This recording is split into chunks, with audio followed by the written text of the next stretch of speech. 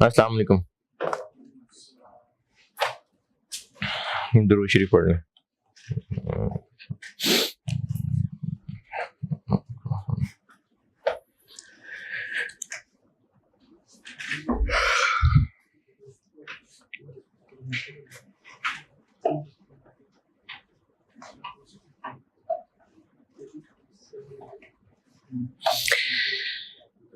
Spring 20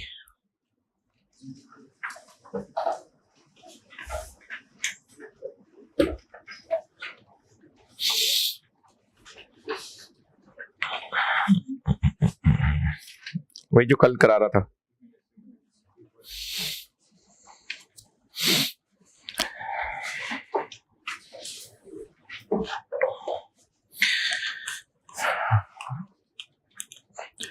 material price variance का answer क्या था?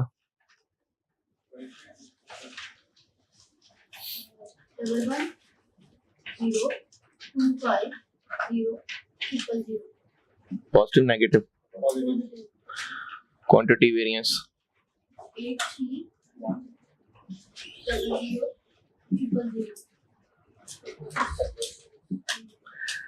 लेबर रेट वेरिएंस 8951250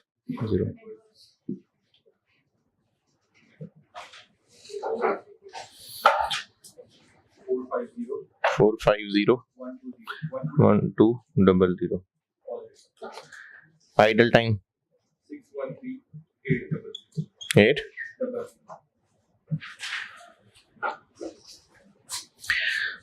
fixed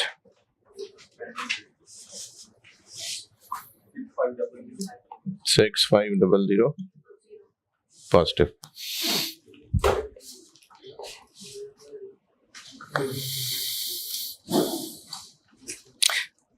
मेरी आवाज ठीक आ रही है या माइक लगा लो?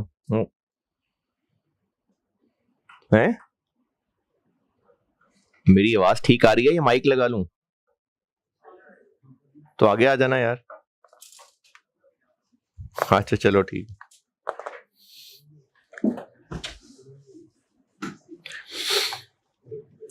स्प्रिंग 20 पॉइंट नंबर 5 से आगे पढ़ लें।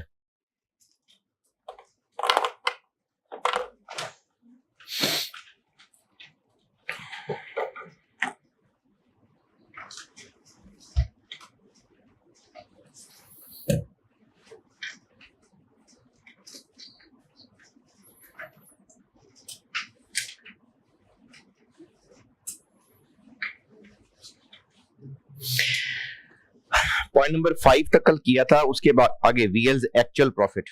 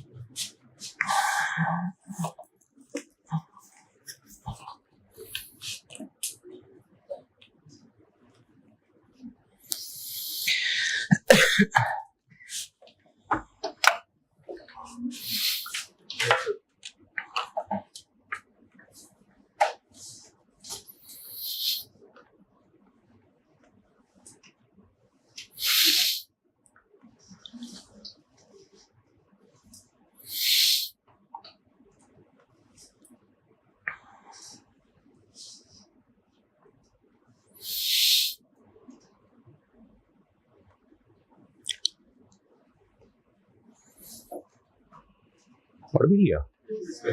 अरे वाह। अच्छा इस सवाल पे आता हूं बाद में। वैसे material price variance favourable variance possible reason क्या हो सकता है?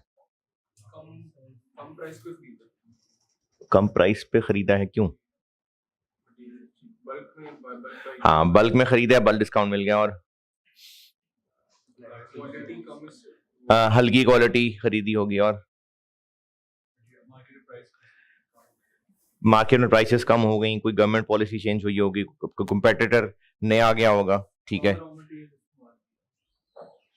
तो उससे क्या? Price variance. अच्छा मटेरियल यूजेज वेरिएंस फेवरेबल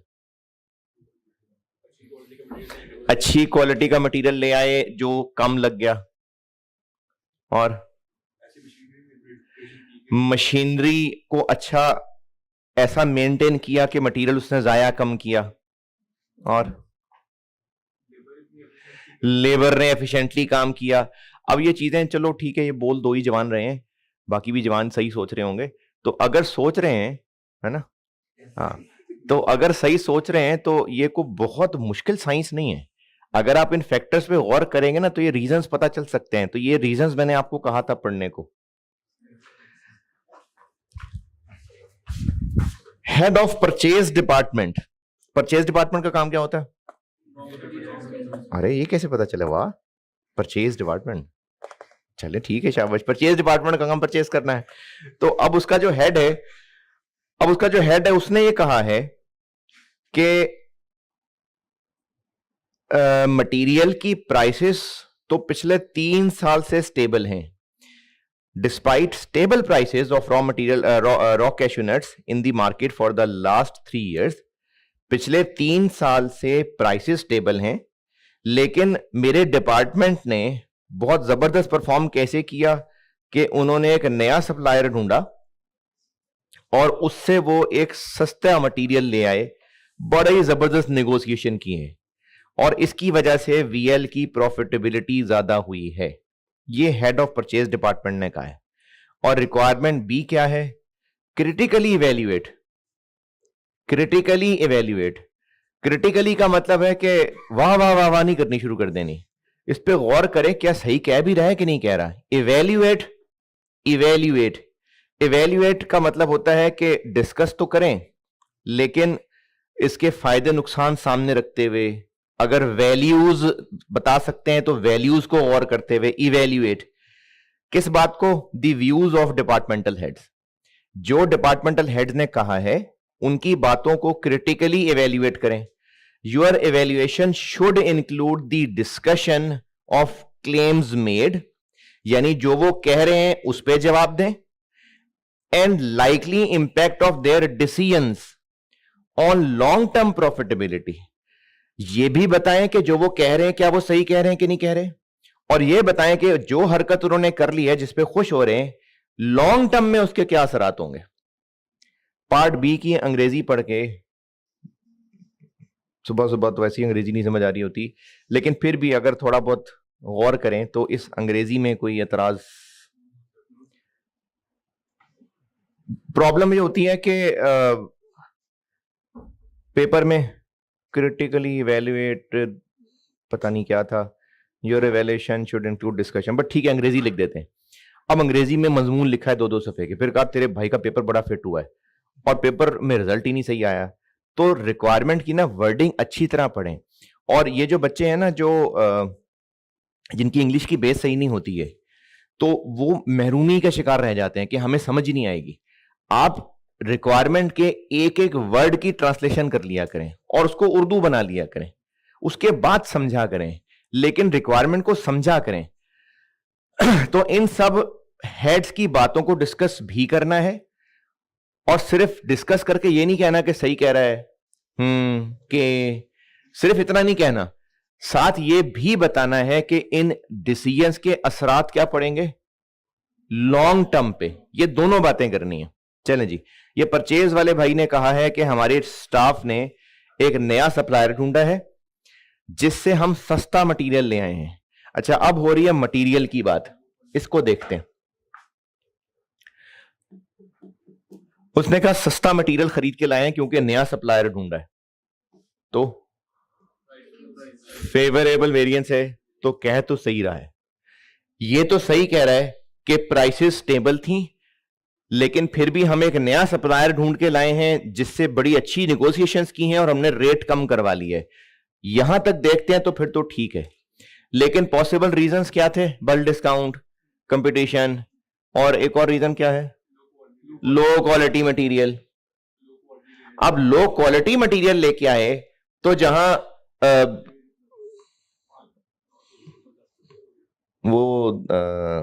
कुछ वॉशिंग पाउडर होते हैं कि जी सस्ता सा वॉशिंग पाउडर है, लेकिन जो महंगे वॉशिंग पाउडर के 2 चम्मच से हो जाएगा, उस सस्ते के 2 पैकेट डालने पड़ जाएंगे। तो वो सस्ता जरूर है लेकिन लग ज्यादा जाएगा। तो रॉ मटेरियल सस्ता खरीदा है, वो इसलिए सस्ता नहीं खरीदा कि उससे रेट बड़ा कम करा लिया है, वो इसलिए सस्ता खरीदा है क्योंकि वो था ही सस्ता था, मतलब उसकी क्वालिटी ही हल्की थी, इसलिए वो ज्यादा लग गया। तो ये तो वो सही कह रहा है कि हमने नया सप्लायर देख के सस्ता मटेरियल लिया है, लेकिन सस्ते मटेरियल की वजह उसके रेट की नेगोशिएशन नहीं है, उस मटेरियल की क्वालिटी हल्की होना है, तभी क्वांटिटी वेरिएंस बहुत ज्यादा एडवर्स है। तो ये बात तो उसकी गलत होगी कि नेगोशिएशन अच्छी की है। सस्ता क्यों मिला है? क्योंकि चीप क्वालिटी का है। एंड ऑल्सो डिस्कस के उनके लॉन्ग टर्म असरात क्या है। क्यों? अगर मटेरियल सस्ती क्वालिटी का है तो प्रोडक्ट भी अच्छा नहीं होगा, प्रोडक्ट की क्वालिटी खराब होगी, कस्टमर्स जो है ना वो आस्ता आस्ता में छोड़ना शुरू हो जाएंगे, तो लॉन्ग टर्म नुकसान है। ये परचेज डिपार्टमेंट वाले को जवाब है। अच्छा, अब इस तरह की चीजों के लिए ना कोई ऐसी किताब से कोई पैरा रटना या कोई ऐसे आपके अंदर फलाना चैप्टर पढ़ा देना कि अब आप फर लिखना शुरू हो जाएंगे, तो ये कॉन्सेप्चुअल चीज ही है। B, production. प्रोडक्शन में सब आ गया, लेबर ओवरहेड सब आ गए। प्रोडक्शन डिपार्टमेंट ने कहा है कि हमने लेबर को ज्यादा पैसे दिए, इससे वो बहुत ज्यादा मोटिवेट हो गए और उससे ये हुआ कि उनकी एफिशिएंसी अच्छी हो गई। एफिशिएंसी अच्छी हो गई तो ज्यादा चीजें बन गई कम टाइम में और बिजनेस का प्रॉफिट बढ़ गया। ये प्रोडक्शन वाला कह रहा है। तो लेबर को उन्होंने कहा जी हमने ज्यादा पैसे दिए हैं, लेबर रेट वेरिएंस एडवर्स, जो सोचा था उससे ज्यादा पैसे दिए हैं, बिल्कुल सही कह रहा है। लेकिन क्यों ज्यादा पैसे दिए? कि उसको लग ये रहा है कि उनकी एफिशिएंसी बेहतर हो गई जिससे बिजनेस की प्रॉफिटेबिलिटी बढ़ी। इसकी एफिशिएंसी बेहतर हो गई तो एफिशिएंसी बेहतर, वो भी सही कह रहे हैं, एफिशिएंसी बेहतर तो हुई है, लेकिन एफिशिएंसी बेहतर इतनी हुई नहीं है जितने पैसे उनको ज्यादा दे दिए। तो पैसे ज्यादा नहीं देने से एफिशिएंसी जरूर बढ़ी है, लेकिन overall business point of view से देखेंगे तो नेट हुआ नुकसान है इनको लेबर ज्यादा कॉस्ट कर गई है। तो रेट बढ़ाया ज्यादा जरूर है। जैसे अगर मैं आपको आज के दिन नाश्ता करा दूं और ये सोचूं कि चलो ठीक है घंटा और पढ़ लेंगे, तो अगर नाश्ता करा के आप कहें जैसे 5 मिनट बस और, तो कोई फायदा नहीं हुआ, कोई एफिशिएंसी नहीं बढ़ी, तो इसलिए नहीं करा रहा। इसीलिए तो ज्यादा खर्चा तो हुआ लेकिन एफिशिएंसी उतनी नहीं बढ़ सकी जितना खर्चा ज्यादा हुआ था। तो ये इस प्रोडक्शन वाले को जवाब है। अच्छा, लॉन्ग टर्म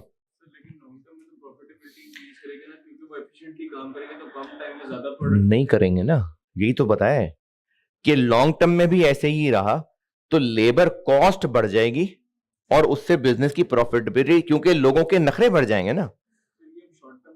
देखें, अगर मैं FAR 2 वालों को और कॉस्ट वालों को चाय ना पिलाता तो कल FAR 1 वाले भी ना कहते। तो FAR 1 ने क्यों कहा कि जी कॉस्ट को पिलाई है तो हमें भी पिलाएं। GT वालों ने FAR 2 का कहा जी मुझे चाय पिलाएं। क्यों? क्योंकि गुलबर्ग वालों को पिलाई थी। तो अब जब हमने लेबर के रेट बढ़ाए हैं तो मार्केट में लेबर के रेट जो है ना लोग डिमांड ज्यादा करना शुरू कर देंगे, तो उसकी वजह से जो होगा कि लॉन्ग टर्म हमारी लेबर महंगी हो जाएगी।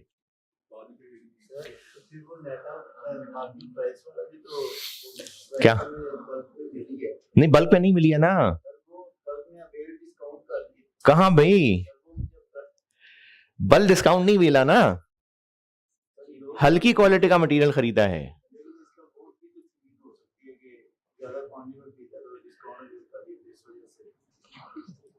तो ये रीजन नहीं थी ना, ये तो वो कह रहा था हमने नेगोशिएशन अच्छी की है, लेकिन मटेरियल इतना ज्यादा नेगेटिव क्वांटिटी वेरिएंस आ रहा है कि इससे पता चल रहा है कि मटेरियल तो वो लाए नहीं, वो तो हल्की क्वालिटी का मटेरियल ले आए हैं। तो बल्क डिस्काउंट वाली तो बात ही खत्म हो गई। Maintenance department. अच्छा, घर में ना दादाजी बीमार थे तो उनकी दवाइयों का खर्चा बड़ा आता था। तो किसी ने मशवरा दिया उनके बेटे को या पोते को कि भाई इनकी ना दवाइयों का खर्चा कुछ कम करो तो उनकी सेहत बेहतर होता है। उसने उनकी दवाइयां लानी बंद कर दी। तो उसने कहा देखो दवाइयों का खर्चा कम हो गया, तो बात तो सही है, दवाइयों का खर्चा तो कम हो गया, तो लेकिन इससे क्या होगा? तो वो खर्चा पर मंथ भी कम हो गया, और चूंकि अब नंबर ऑफ मंथ्स भी कम हो जाएंगे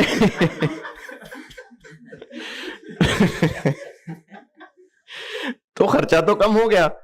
तो मेंटेनेंस वाले ने कहा कि जो स्केड्यूल्ड मेंटेनेंस थी मशीनों की, हमने वो डिले कर दी, क्योंकि हमने देखा मशीनें तो ठीक काम कर रही हैं। दादाजी को देखा सांस तो उनको आ रही थी, तुमने कहा दवाइयों की क्या जरूरत है, तो मशीनें ठीक तो चल रही थी, तो इसलिए मशीनें जब ठीक चल रही थी तो उनकी मेंटेनेंस को डिले कर दिया, और उससे क्या हुआ कि खर्चा कम हुआ, काम भी नहीं रुका।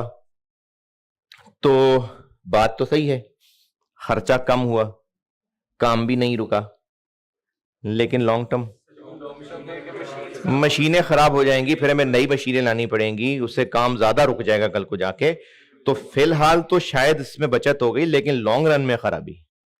इस बात के थे 7 नंबर।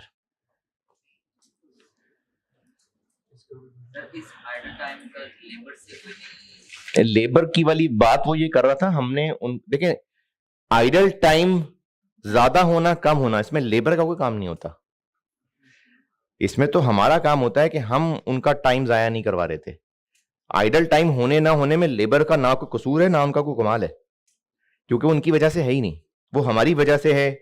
लाइट नहीं आ रही थी, फारिग बैठे हुए थे, मशीनें खराब थी, फारिग बैठे हुए थे, तो उसमें लेबर का कमाल नहीं होता। आइडल टाइम में लेबर का काम सिर्फ रेट और एफिशिएंसी होता है। हाँ, होती वो लेबर के साथ लिंक्ड है, इसलिए फार्मूला उसका लेबर के साथ होता है, लेकिन वैसे बता रहा हूं कि इसमें लेबर का कोई कमाल या लेबर की सजा नहीं होती है। हाँ जी, रीजन आए समझ। कंफ्यूजन इसलिए क्योंकि आप इसको डिस्काउंट की नजर से देख रहे हैं।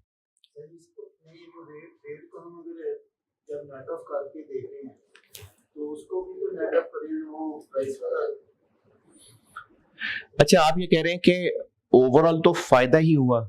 हाँ ठीक है, लेकिन लॉन्ग रन में नुकसान ये है कि अगर मटेरियल हल्की क्वालिटी का है तो फिर प्रोडक्ट में भी तो वो बात नहीं आएगी ना।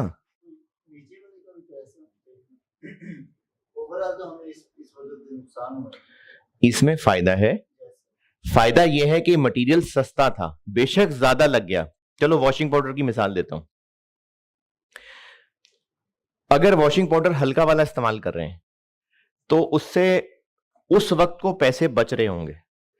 अगर ज्यादा भी लग जाएगा ना, लेकिन इतना सस्ता है वो कि महंगे पाउडर के अगर 1 पैकेट लगता था उसके 6 पैकेट लग रहे हैं, लेकिन वो 6 पैकेट भी उस महंगे वाले से 1 से सस्ते हैं।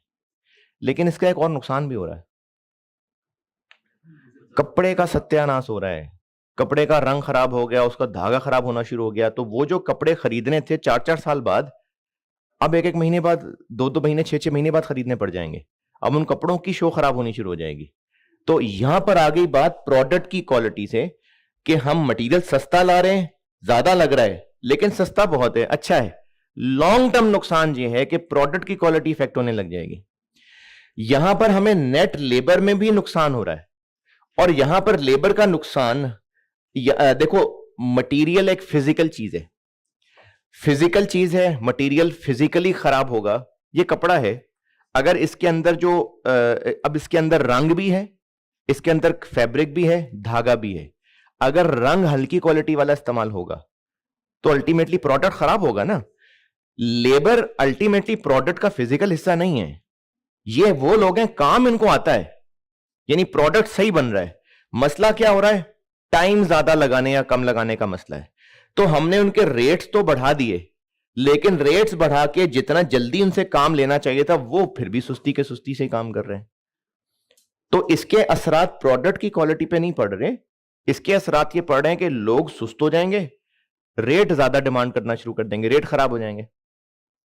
जैसे मैंने अभी, जिनको थोड़ा बहुत तबलीग का आइडिया हो, तो भी मैं गया हुआ था फरवरी में सिंध के एक इलाके में, तो वहां हमने जमात ने जाना था एक जगह, तो रक्षा वाला हायर किया। तो मैं जो कि बड़े शहर का बंदा हूं, तो छोटे शहरों के अंदर लोगों की इनकम्स भी कम होती हैं, खर्चे भी निस्बतन कम होते हैं। तो मुझे उसका किराया सुन के लगा कि यार तो बड़ा थोड़ा किराया है, क्योंकि बड़े शहर के डिफरेंट किराए होते हैं। तो मैंने सोचा कि इसको मैं ज्यादा पैसे दे देता हूँ। तो वो जो अमीर साहब थे जमात में, उन्होंने कहा कि नहीं, रेट खराब हो जाएगा, आप तो दे देंगे, उसके बाद आइंदा वालों का नुकसान होगा, तो रेट खराब हो जाएंगे, तो इसलिए हमारे इनके वेजेस लेबर के रेट बढ़ाने से मार्केट के रेट खराब हो जाएंगे। तो जब मार्केट के रेट खराब हो जाएंगे तो हमें उनसे टाइम का फायदा कम हुआ करेगा, पैसे उनको ज्यादा देने पड़ जाया करेंगे। चलें जी, ये वेरिएंस में मैं आपको प्रोसेस की वैरायटियां भी करा दी और बहुत सारी प्रैक्टिस हो गई वेरिएंस की। अब रह गई एक चीज रिवर्स, और एक चीज रह गई मिक्स और यील्ड। इस पे आते हैं, अब रिवर्स वाले सवाल करते हैं।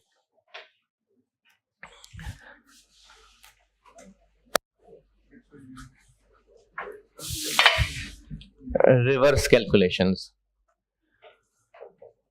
ये भी सवाल आ सकते हैं, ऑन एंड ऑफ आ जाया करते हैं। रिवर्स कैलकुलेशंस, अच्छा, रिवर्स कैलकुलेशन का मतलब ये है कि मिसाल के तौर पे मटेरियल प्राइस वेरिएंस होता है standard cost into actual quantity purchase. अगर हम केस 2B की बात कर लें, actual cost into actual quantity purchase. आज तक हम क्या कर रहे थे, ये फिगर्स पता थी, प्राइस वेरिएंस निकाल रहे थे। अब हमें प्राइस वेरिएंस दिया हुआ होगा,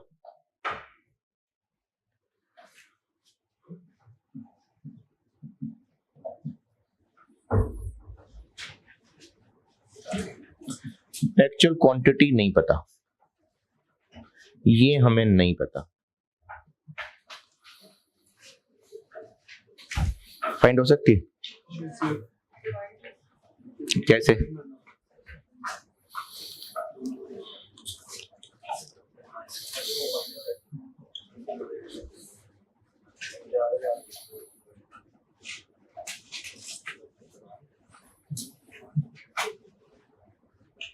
इतना मुश्किल था?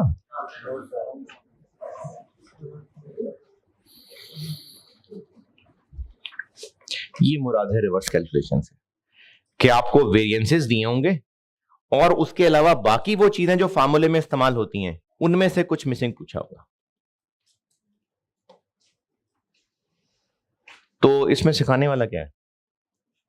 कुछ भी नहीं है, प्रैक्टिस कर लेते हैं एक दो सवालों की। यानी ये कोई नया टॉपिक नहीं है, ये सिर्फ वेरिएंसेस के सवाल पूछने का एक स्टाइल बताया है। यानी पास्ट में ऐसे सवाल भी पूछे गए हैं जिसमें वेरिएंस दिया होगा और बाकी इनमें से कुछ पूछा होगा।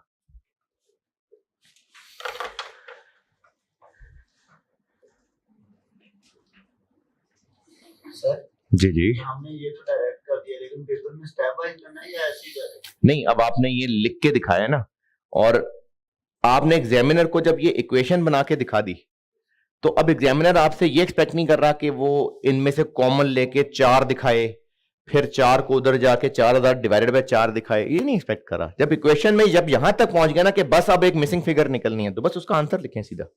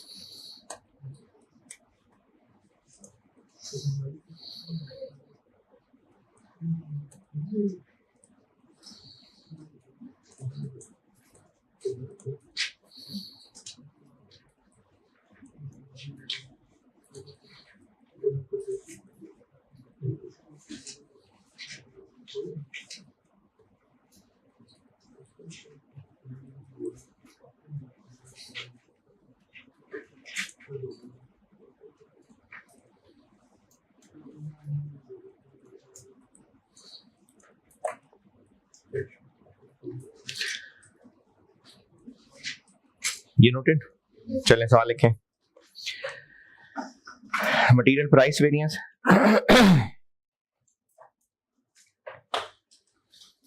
17,500 17,500।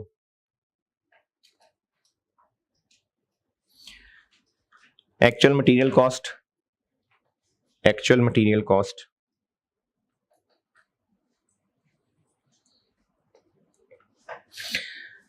59,500। अच्छा, मटेरियल प्राइस वेरिएंस फेवरेबल है। एक्चुअल मटेरियल कॉस्ट 59,500 और ब्रैकेट में लिखें 17 रुपए पर केजी, 17 पर केजी। रिक्वायर्ड है आपसे स्टैंडर्ड मटेरियल रेट पर केजी।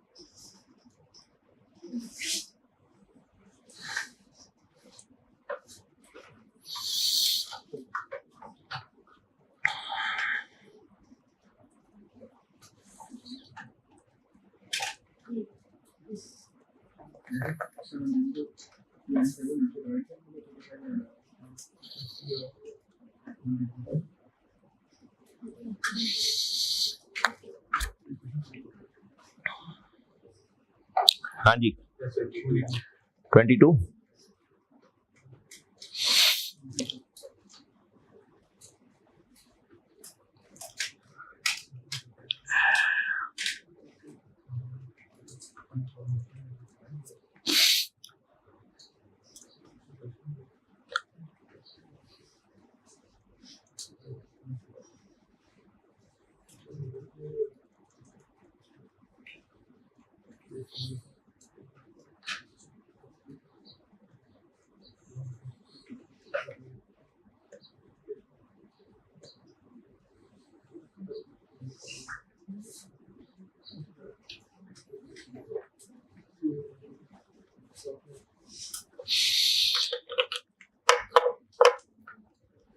ठीक है, डन। 22। ये 17,500 हो गया। ये पता नहीं, ये 59,500 और ये 17 बताया हुआ है, तो 59,500 को से डिवाइड करेंगे तो AQ निकलेगा। वही AQ यहां लिखेंगे और फिर ये 22 आ जाएगा।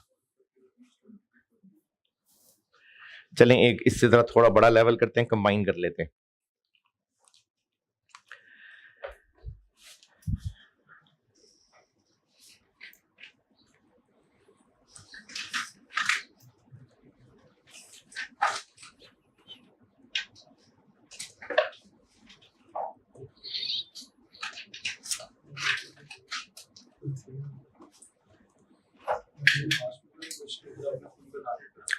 अभी खुद ही बनाता हूँ, फिर एक व्हाट्सएप पर करा देता हूँ।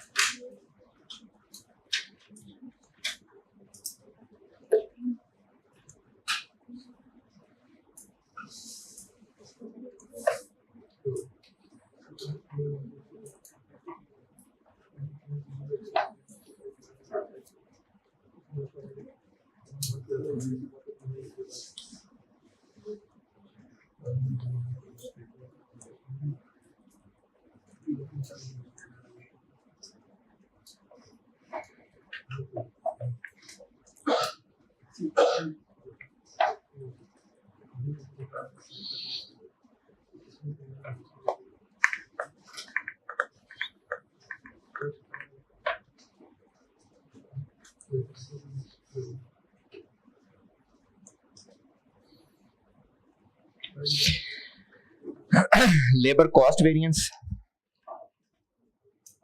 Labor cost variance.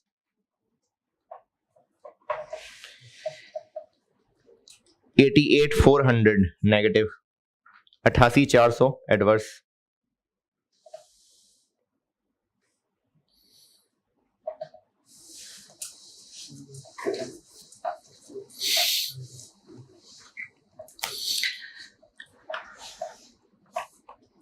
Labor rate variance.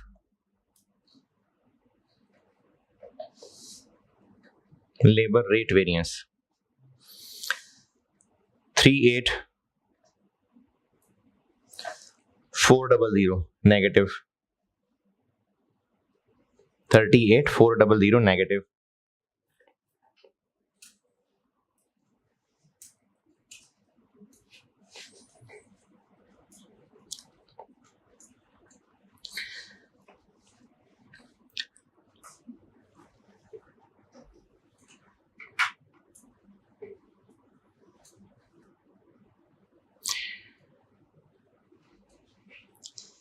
Actual hours.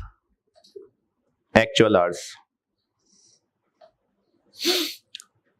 4,800.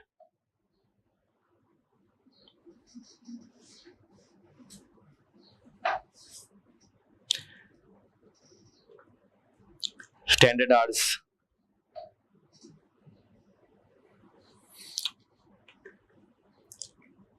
4,300.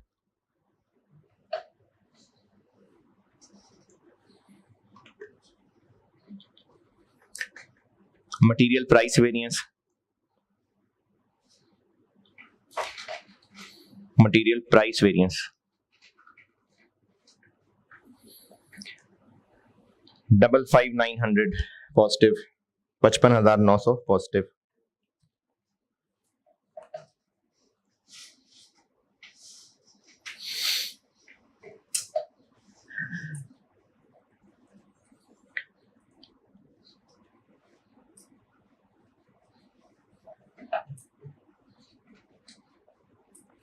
Material usage variance.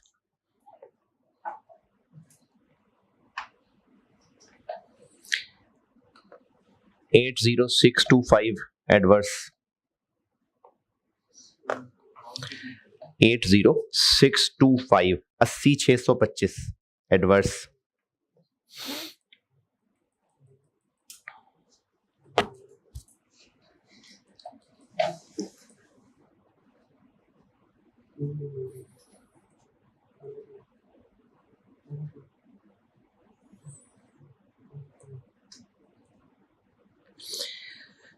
Actual material used. Actual material cost. Actual material cost.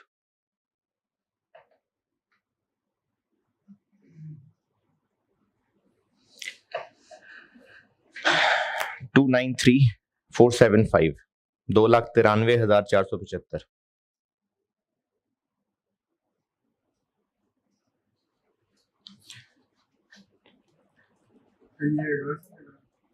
Material cost बताइए, इसके साथ ब्रैकेट में लिखें 21 पर केजी, 21 पर केजी।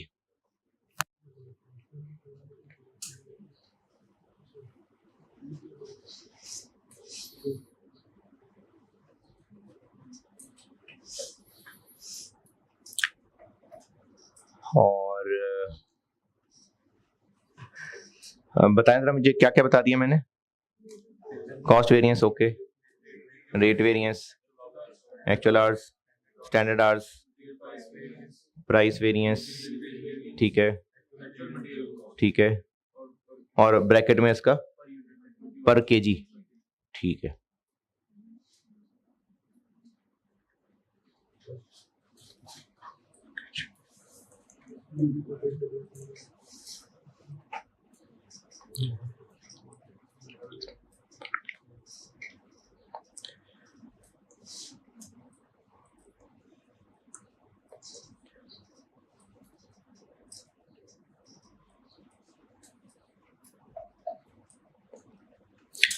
जी, और एक्चुअल प्रोडक्शन है, एक्चुअल प्रोडक्शन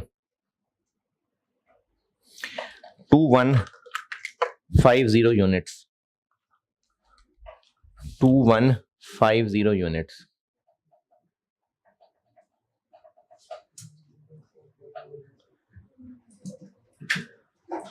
रिक्वायर्ड है आपसे स्टैंडर्ड कार्ड की ये 2 लाइनें।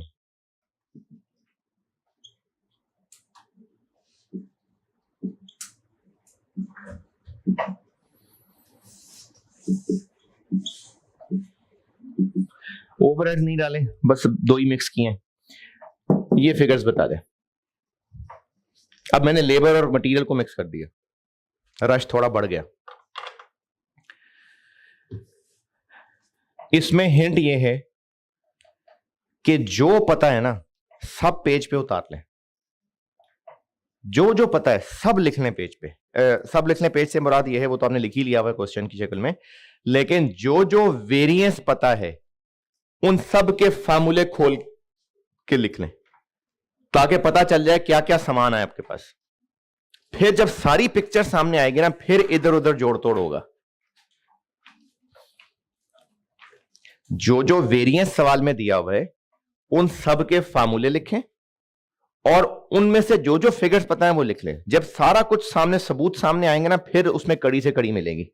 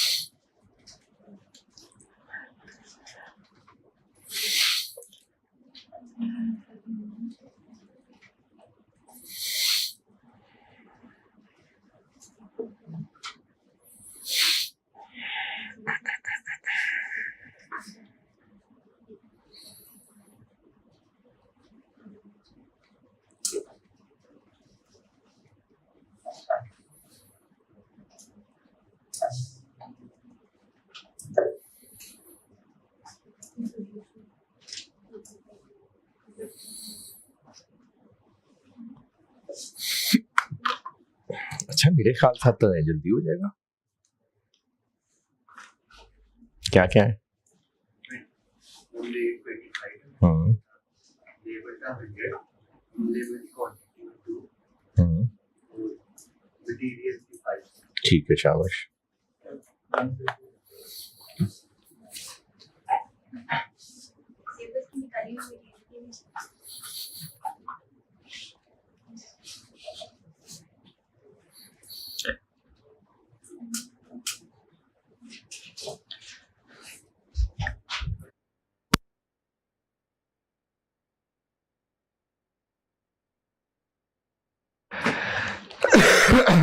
अच्छा, चलें देख लें क्या क्या सामान है हमारे पास। लेबर रेट वेरिएंस है। लेबर रेट वेरिएंस होता है standard rate into actual hours minus, इसमें क्या क्या पता है? ये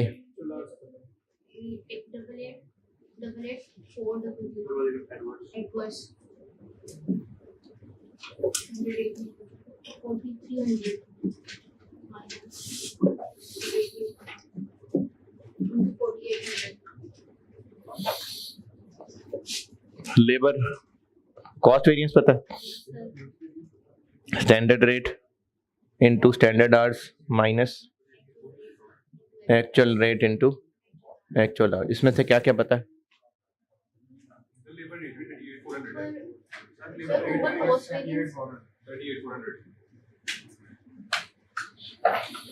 ये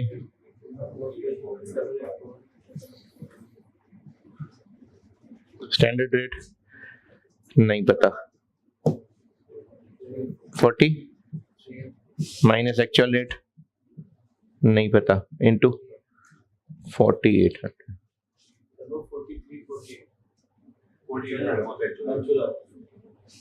हाँ हाँ हाँ 48। अब पता चल सकता कुछ? अब हमारे पास दो आ गए ना, एसआर और एआर मिसिंग है, बस बाकी तो सब कुछ है। और ये दो इक्वेशन से दो वेरिएबल निकल सकते हैं ना। और अगर आप ये मुश्किल समझ रहे हैं तो एक और काम दिखाता हूं। Labour cost variance is equal to labour rate variance plus labour efficiency variance. ये कितना है? -88,400 माइनस 38,400। यहां से ये निकल आएगा labour efficiency variance -50,000। Labour efficiency variance का फार्मूला होता है standard rate into standard hours minus standard rate into actual hours.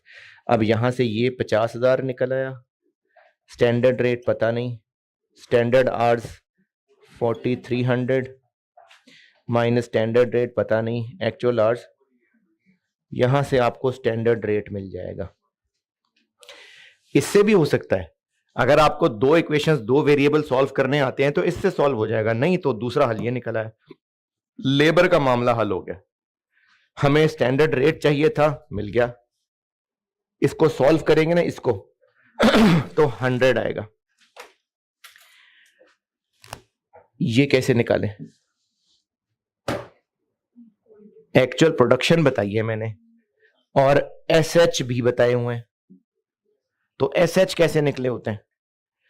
Actual production को उस क्वांटिटी से मल्टीप्लाई किया होता है तो अगर आप एक्चुअल प्रोडक्शन और ये इसको एक्चुअल प्रोडक्शन से डिवाइड कर लें तो ये 2 आवर्स आ जाएंगे।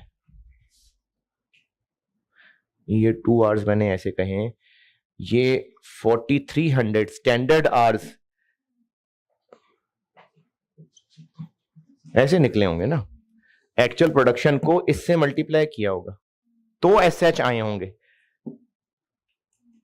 तो ये 2 आ गया। लेबर हो गया पूरा। तो इसमें टिप यही है कि जो जो वेरिएंसेस दिए हुए उनको लिख लें, आपस में कुछ ना कुछ लिंक करेंगे तो मिलेंगे। इसी तरह मटेरियल वाले को कर लेते हैं। मटेरियल के आपको पता है प्राइस वेरिएंस, वो होता है एससी इंटू ए क्यू माइनस ए सी इंटू ए क्यू। ये कितना? 55। स्टैंडर्ड कॉस्ट पता नहीं, एक्चुअल क्वांटिटी पता है। कैसे पता है?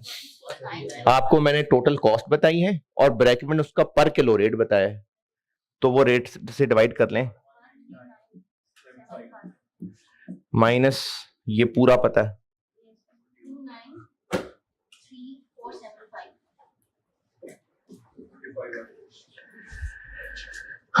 इसी तरह मटेरियल क्वांटिटी वेरिएंस पता है, standard cost into S Q minus standard cost into A Q. ये कितना है?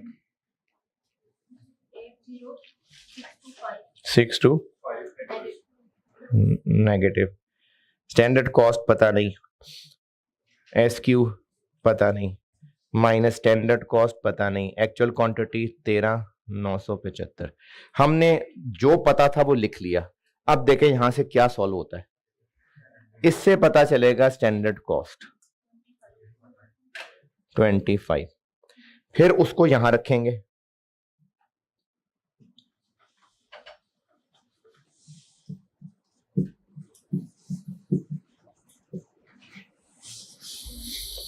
एस क्यू पता चल जाएगा।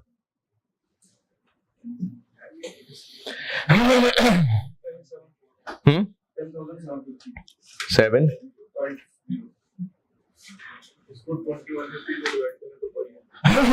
अब ये एस क्यू निकल आया। और एस क्यू कैसे निकला था? एक्चुअल प्रोडक्शन को इन किलो से मल्टीप्लाई किया था तो ये बना था। तो इसको 2150 से डिवाइड करेंगे तो ये 5 kg आ जाएगा। तो ये बन गया 5 kg, ये हो गया 25 और ये बन गया। ये होती है रिवर्स कैलकुलेशन।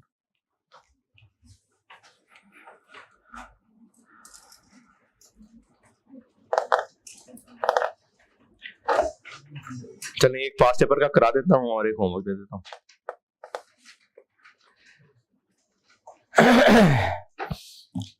आए बुक में ये लेबर और मटेरियल बताएं, आई समझ सारे? क्या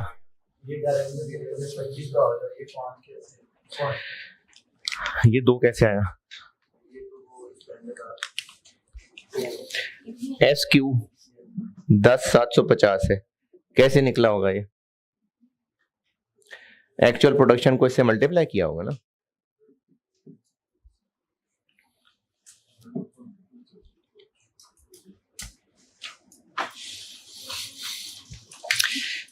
स्प्रिंग 2008 का ऑटम 2008 का सवाल होगा एक।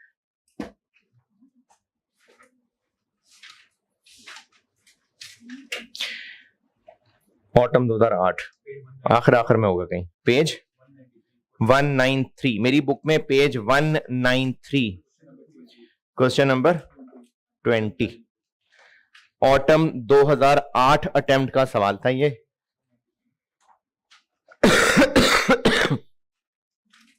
पढ़ने में करता हूं बोर्ड पे।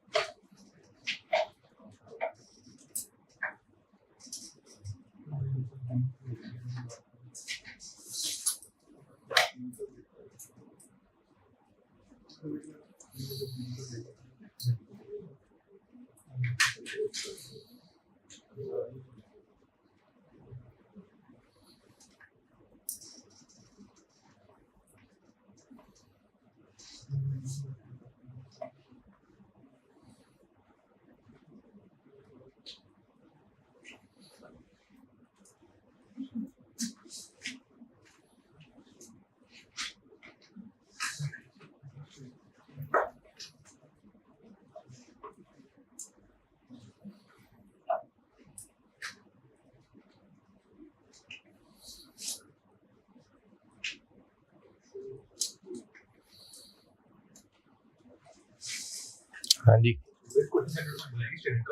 है? नहीं इसमें तो हाँ जितना पॉसिबल हुआ वो बनाना चाहिए,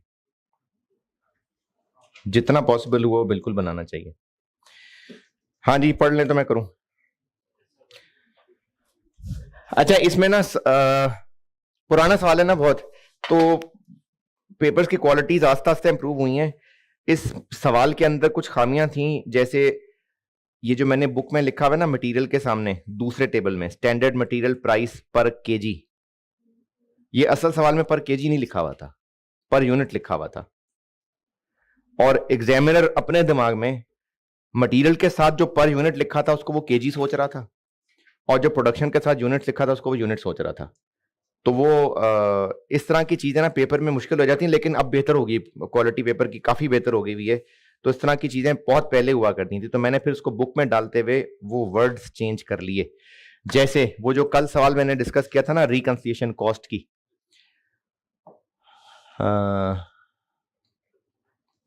ऑटम 20, उसमें भी कुछ गलतियां हुई थी। उसमें वर्ड स्टैंडर्ड लिखना था, वो वहां बजट लिख गया था, प्रोडक्ट के यूनिट्स थे उसको केजी कर दिया था। इस तरह की गलतियां पेपर में होती हैं, लेकिन ये आहिस्ता आहिस्ता इंप्रूव हो रही हैं। ये बता इसलिए रहा हूं क्योंकि कुछ बच्चे जो हैं वो ओरिजिनल पास्ट पेपर देख रहे होते हैं।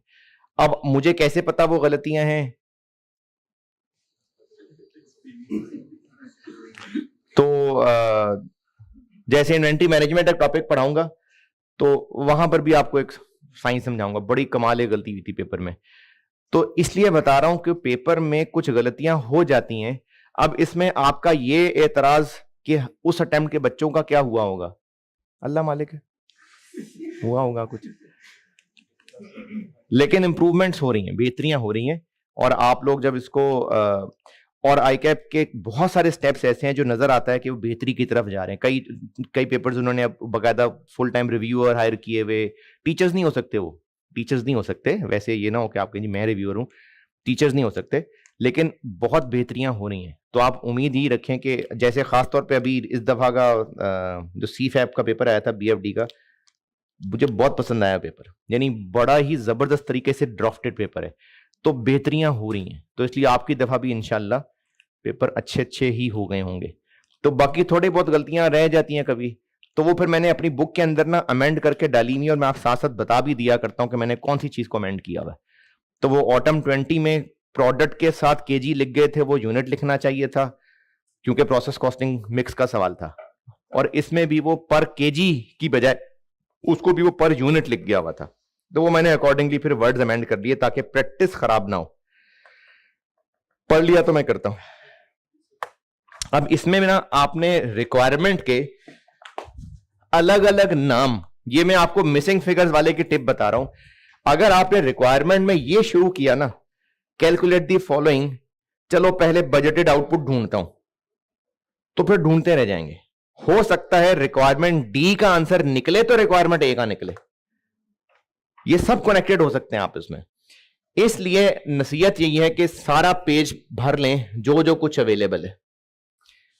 वेरिएंस का सवाल है, इसलिए इसमें तो खैर मैंने रिक्वायरी स्टैंडर्ड कार्ड किया था ना, लेकिन वेरिएंस का सवाल हो तो आपकी कोशिश होनी चाहिए कि जिस हद तक भी स्टैंडर्ड कार्ड बन सकता हो पहले बनाएं। चाहे वेरिएंसेस पूछे हैं, चाहे रिकंसिलिएशन पूछी है, चाहे मिसिंग फिगर्स पूछी हैं, जिस हद तक स्टैंडर्ड कार्ड बन सकता है जरूर बनाएं, जिस हद तक बन सकता है। चलें जी, इसका जो जो पता है डाटा फैला लेते हैं।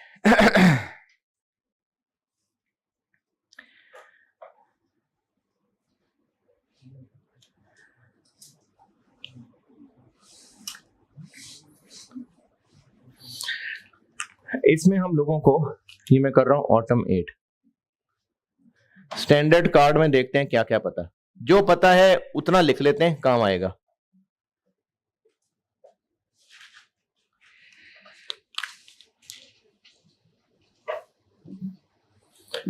Direct material, direct labour, variable, fixed.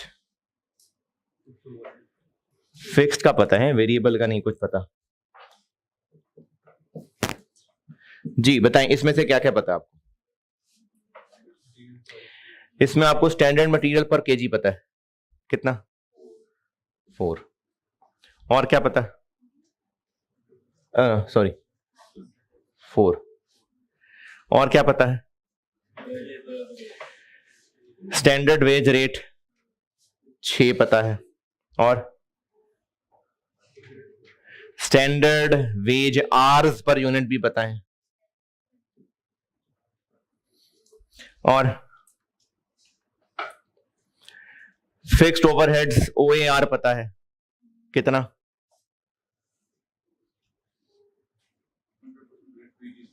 6, 100%। और चूंकि ये लेबर के साथ लिंक्ड है तो ये भी 10 है। ये पता है मैं स्टैंडर्ड कार्ड के बारे में। चलो जितना पता है वो लिख लेते हैं, काम आएगा। अब उसके बाद बताइए क्या क्या पता है। वेरिएंसेस फैला लेते हैं पेज पे। Material price variance. अच्छा, अब ये जो मटेरियल प्राइस वेरिएंस है ना, मटेरियल परचेज्ड और यूज्ड बराबर है, डिफरेंट है, केस 1 है, केस 2 है? जी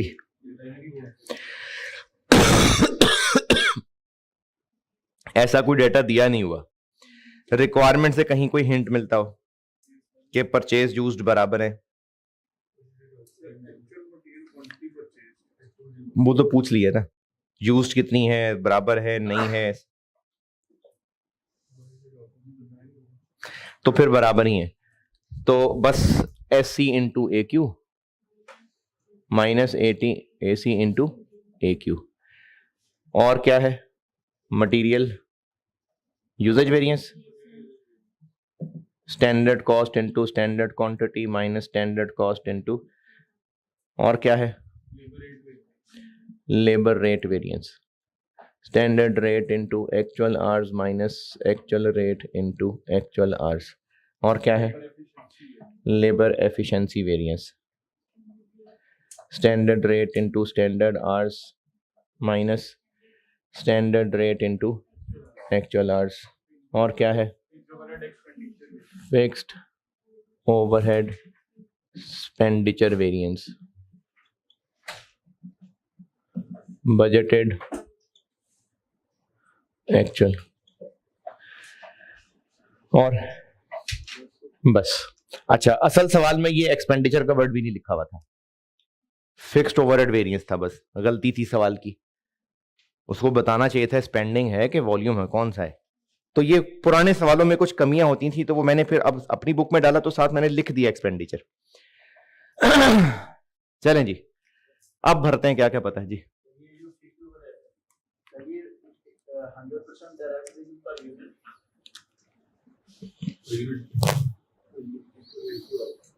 तो पर यूनिट तो उसका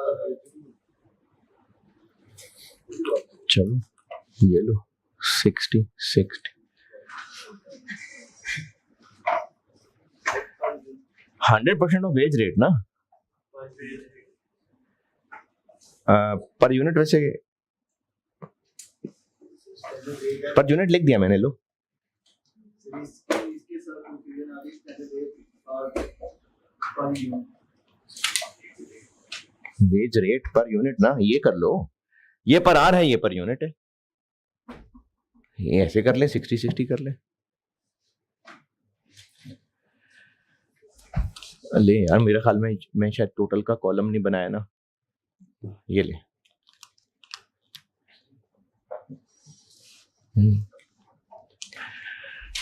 भरें जी वैल्यूज, क्या क्या पता है इधर बताएं, क्या पता है, price variance, positive negative, standard cost 4, ए क्यू, और सवाल में कहीं कोई डाटा ए क्यू पता हो,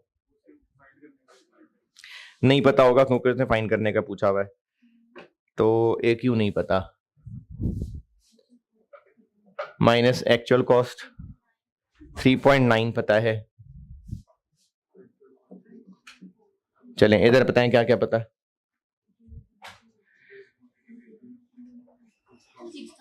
6,000 नेगेटिव, स्टैंडर्ड कॉस्ट 4 है, एस क्यू पता नहीं, माइनस 4 इंटू ए क्यू पता नहीं, तो ये हो नहीं गया सॉल्व, ए क्यू चाहिए, यहां से ए क्यू सॉल्व हो जाएगा। अच्छा वैसे जरूरी नहीं है कि पहले मटेरियल को सॉल्व कर लें, लेकिन ये आसानी से हो गया इसलिए मैंने पहले भी मटेरियल सॉल्व किया था, अदरवाइज आप सारे पहले फैला लें, हो सकता है लेबर की कोई चीज पता चले तो यहां पर आया आंसर, हो सकता है। ए क्यू कितना आ गया,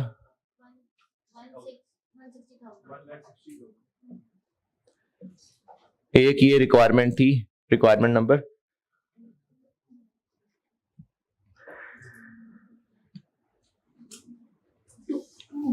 2 थी, ए बी सी डी है 1 2 3 है, ये रिक्वायरमेंट 2 थी। और अगर यही सवाल करते करते हाईलाइट करके नंबरिंग दे दें वो भी ठीक है, नहीं तो ये सब सॉल्व करने के बाद आप लिस्ट बना दें 1 2 3 उसमें लिख दें, बेहतर है यही हाईलाइट करके नंबरिंग बता दें। यहां से क्या पता चला, ए क्यू आ गया 6,000 is equal to 4 into S Q minus 4 into 1,60,000, यहां से निकल आया एस क्यू 15। अभी इसका क्या काम था पता नहीं, निकल आया, देखें शायद इस्तेमाल हो जाए। आगे चलते हैं जी,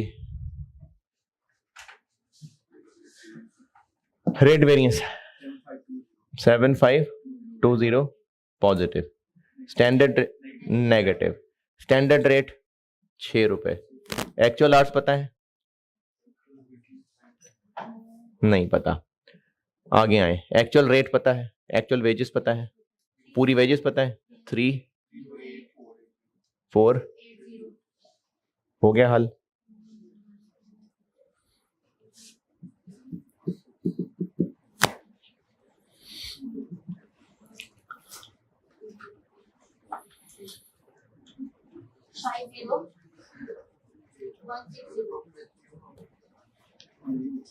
ये पूछे हुए थे, ये रिक्वायरमेंट में पूछे हुए, रिक्वायरमेंट 4।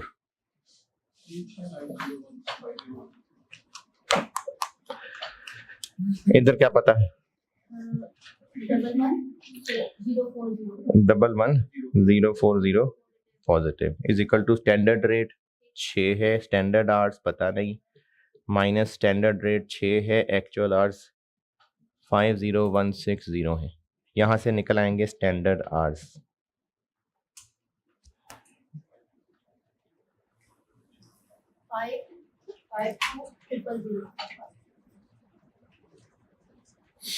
इनका क्या काम है पता नहीं।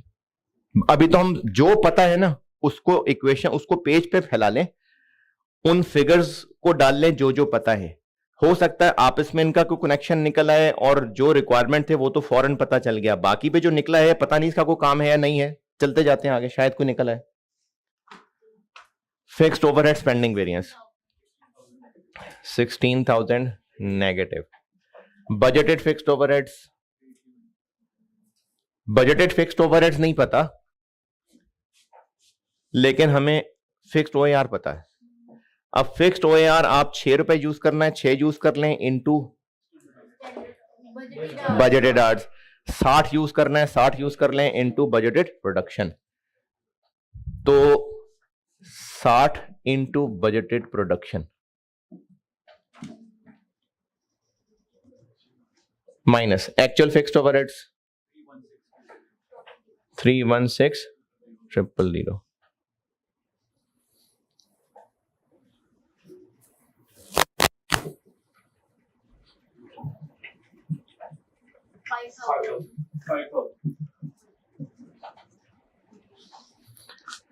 अच्छा, अगर आप 60 रुपए नहीं 6 यूज करते तो 6 यूज कर लें, कोई बात नहीं, 6 यूज कर लें तो ये क्या आ जाएगा?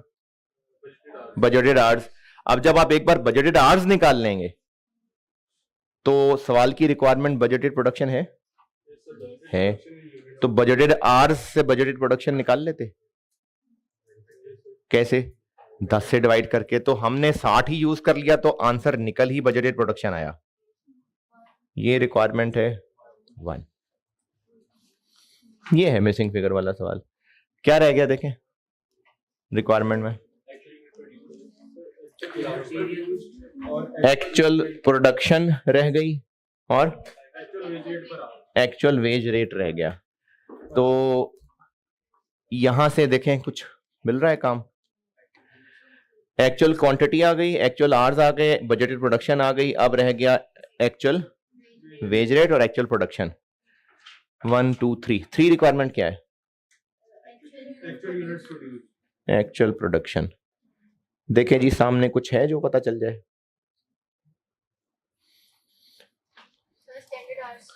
स्टैंडर्ड आवर्स को यूज कर लें। एसएच कैसे निकला होगा? एक्चुअल प्रोडक्शन को इससे मल्टीप्लाई किया होगा। तो स्टैंडर्ड आवर्स 52,000 को 10 से डिवाइड कर लें।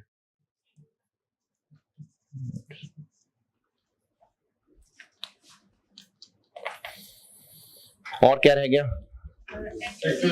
Actual wage rate. तो वेज रेट तो आपको यहीं से मिल जाएगा। ये वेज रेट मिल जाएगा 308,480 डिवाइडेड बाय 50160।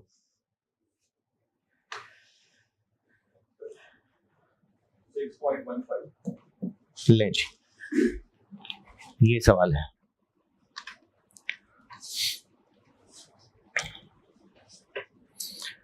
और अगर आपको लग रहा है कि सर इतना पुराना सवाल है ये, तो आप ऐसा करें कि क्वेश्चन नंबर 2-3 होगा कहीं चैप्टर में, स्प्रिंग या ऑटम 2022 होगा एक।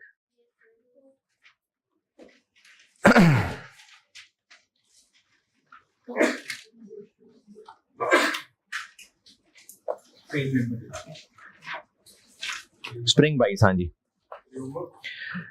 स्प्रिंग 22 पे पहुंचे, शक्ल ही देख लें सिर्फ,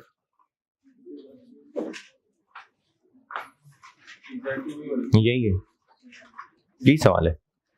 तो पुराने सवाल ना पिछले कुछ 3-4 अटेम्प्ट से पुराने अक्सर सवाल कॉपी होके हो रहे हैं टेस्ट। तो ये 2008 का सवाल है, जो मैंने ओवरहेड में भी एक सवाल कराया था जिसमें वो 2600 घंटे लेने के 2400 घंटे लेने हैं, तो वो भी सेम रिपीट हुआ था। फिर एक अल मशहूर process 2 smart processing spring 10 attempt का सवाल, वो रिपीट हुआ था स्प्रिंग 2022 में। तो मल्टीपल सवाल पिछले टेस्ट हो रहे हैं, इसलिए पास्ट पेपर्स पे फोकस है मेरा। ये हो गया सवाल, मिसिंग फिगर डन। स्प्रिंग 22 का सवाल है, ये आप हस्बे तौफीक करना है तो कर लें।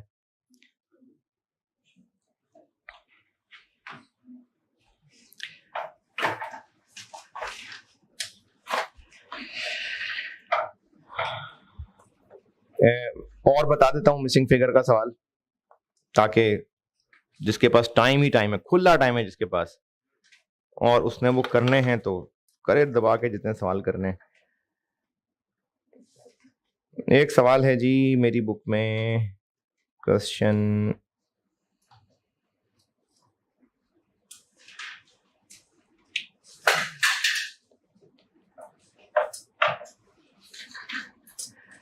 नंबर 18, ये स्प्रिंग 2010 अटेम्प्ट का सवाल है।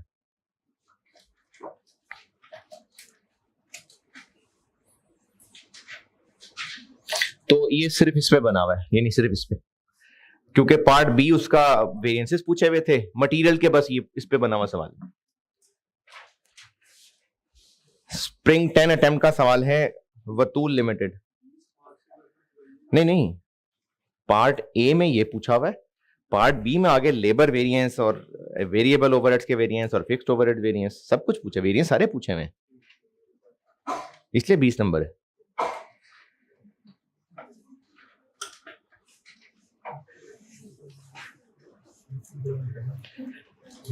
अच्छा, फिर भी तसल्ली ना हो, आप और मिसिंग फिगर निकालना चाहें तो एक छोटा सा मिसिंग फिगर का सवाल था, ऑटम 14, मेरी बुक में क्वेश्चन 14 है।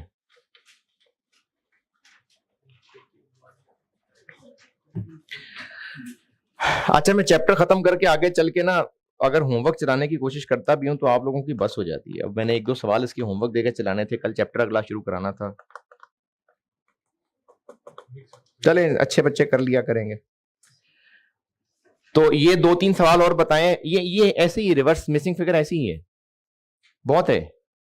तो ये मैंने आपको वैसे बता दिए कि अगर आप मिसिंग फिगर के और सवाल करना चाहें वो बता दिए मैंने आपको। चले जी, मिसिंग फिगर बस, और चलें लंबे लंबे सांस लें, फिर 71 लेक्चर लगा लेते हैं। ठीक है जी।